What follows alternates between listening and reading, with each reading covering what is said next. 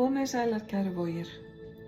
Ég gat nú gjarna skellt upp úr þegar að spilin ykkar stukku fram úr stokknum og eitt af spilunum var að sjálfsögðu Vog.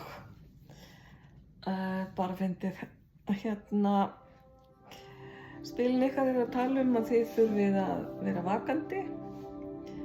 vera vakandi fyrir réttlæti eða jafnvægi.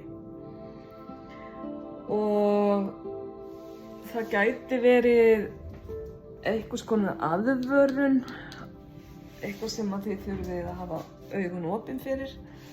Það er að segja að hlutirnir fari ekki á verri veg. Frjósemi kemur hérna inn. Hér er ekki verið að vara við frjósemi, en það er verið að vara við að halda jafnvægi á því sem að þið eruð að skapa eða gera.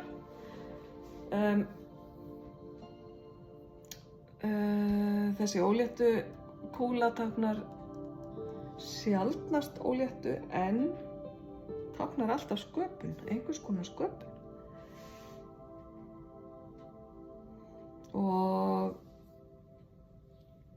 þið eru bara að búa til eitthvað greinilega með ykkar orku.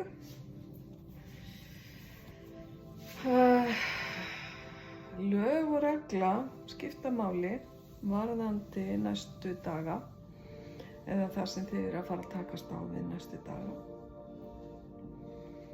Og ef að eitthvað misrétti hefur verið, þá mun það verða leiðrétt.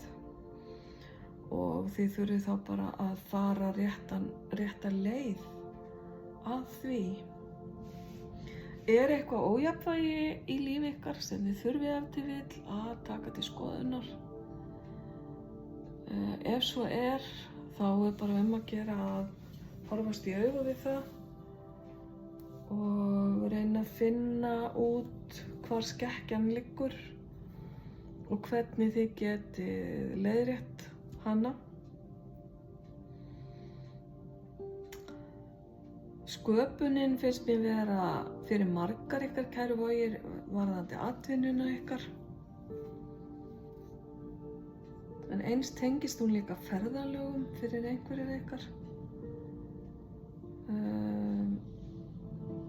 Og nú þarf ég aðeins að biðjast afsökunar á ef þið heyrið mikið veður, hljóð, að bílu svolítið hérna á glugganum sem ég siti. En ég vona að komi ekki að sök. Já, kæru vogir, svolítið komískt að vogin skuli koma hérna upp, en afskaplega rökrétt, samt sem áður. Ef þið eru að eiga við einhvers konar lög og reglu, þá held ég að eitthvað afskaplega gott og jákvætt muni koma út úr því, svo lengi sem að þið bara takið eftir og gætið þess að fylgja leiðbeiningum, skulum við segja, til þess að verði engin mistök gerð.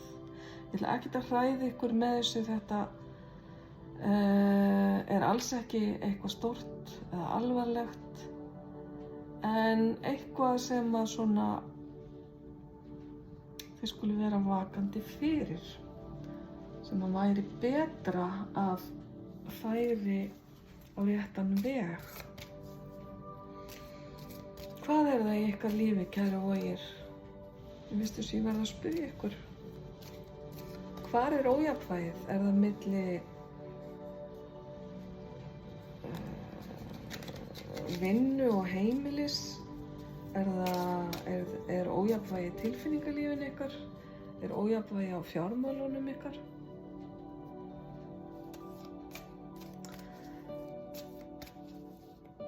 Ég ætla að taka hérna einn engil fyrir ykkur í lokin og sjá hvað hann segir okkur. Sami engill kom áðan hjá einhverju öðru merki.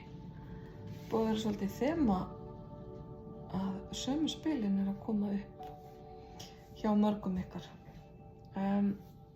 Hérna er verið að tala mátt blómanna, flower power.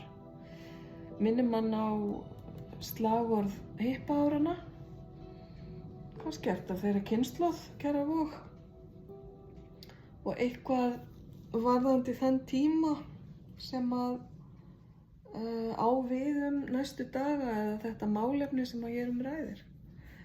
Annars hérna verið að tala bara kraft blómanna, lit, orku og mýkt og lykt sem að fylgir fallegum blómum.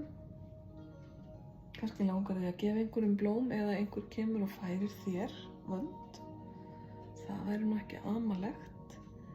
Og mér finnst koma með þessu spili líka kannski svolítið bara þörfin fyrir að fá smá lit inn í lífið og fá smá líf inn í lífið þitt, kæra Vog. Kannski ertu búin að vera allt of lengi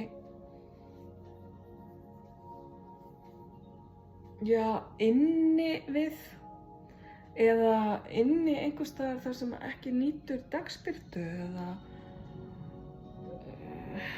þá ættir að reyna kannski að breyta og fá þér sæti við gluggann allavega þó þú farir ekki endilega út í garð eða hreinlega að fá þér smá gönguferð eða gera eitthvað út í náttúrunni. Allavega orka sem vill koma til þín hérna úr náttúrunni.